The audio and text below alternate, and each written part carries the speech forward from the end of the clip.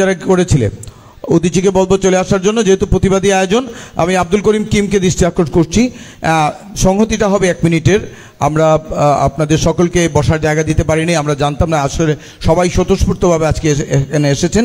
বাংলাদেশ উদীচী শিল্পী গোষ্ঠী এখন গান পরিবেশন করবে এবং আব্দুল করিম কিম তার সংহতি প্রকাশ করবেন।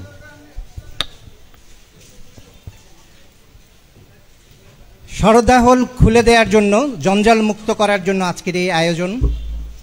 সম্মিলিত নাট্য পরিষদের প্রতিষ্ঠাবার্ষিকী। এমন দিনে নাচ গান হয়, আবৃত্তি হয়, নাটক হয়। আজকে প্রতিবাদী আয়োজন রাখা হয়েছে সিলেটের ঐতিহ্যবাহী সারদা হল, যেটাকে সিলেট সিটি কর্পোরেশন দীর্ঘদিন থেকে একটা ডাম্পিং স্টেশন বানিয়ে রেখেছিল। সিলেট শহরে সিলেট অডিটোরিয়াম এবং জেলা শিল্পকলা একাডেমির বাইরে সবচেয়ে প্রাচীন এই স্থাপনা।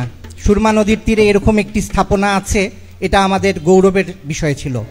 সেই গৌরবের স্থানটিকে আমাদের এখানে মঞ্চ সামনের দর্শক সারি আলোকিত করে বসে আছেন সিলেটের নগরপিতা জনাব আরিফুল হক চৌধুরী।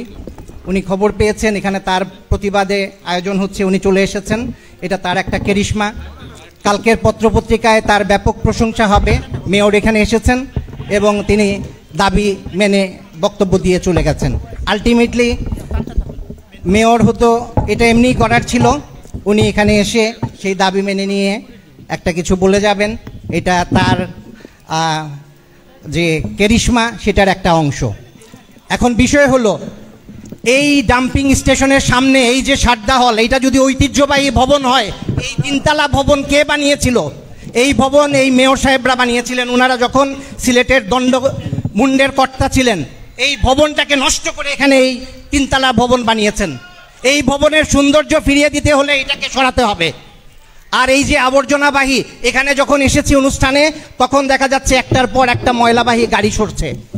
তো অনুষ্ঠানের ঘোষণা তো অনেক আগে দেওয়া হয়েছিল, তো সবাই আসছে যখন, তখন এগুলো সরেছে। মেয়র সাহেবও এসেছেন, উনি হয়তো তালা খুলে দিবেন এবং এটা সংস্কারের জন্য একটা বাজেটও হবে।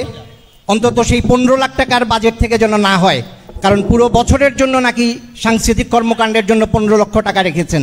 এইটা সংস্কার করতে গেলে তো মেয়র সাহেবের 1.5 কোটি টাকা লাগবে। তো বাকি 1 কোটি 35 লক্ষ অন্য দিক থেকে আনতে হবে।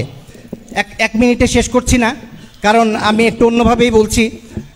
এইটার ভেতরে, সারদা হলের ভেতরে কি আছে আপনারা জানেন? পৌর পাঠাগারের যত অমূল্য দলিল ছিল, যত বই ছিল, এগুলা সমস্ত এখানের ভিতরে ইঁদুর দিয়ে কাটানো হচ্ছে। দীর্ঘদিন থেকে এই বইগুলো এখানের মধ্যে জঞ্জাল করে রাখা হয়েছে। এই বইগুলোর তালিকা কোথায়? এই বইগুলোর কি অবস্থা আমরা জানতে চাই।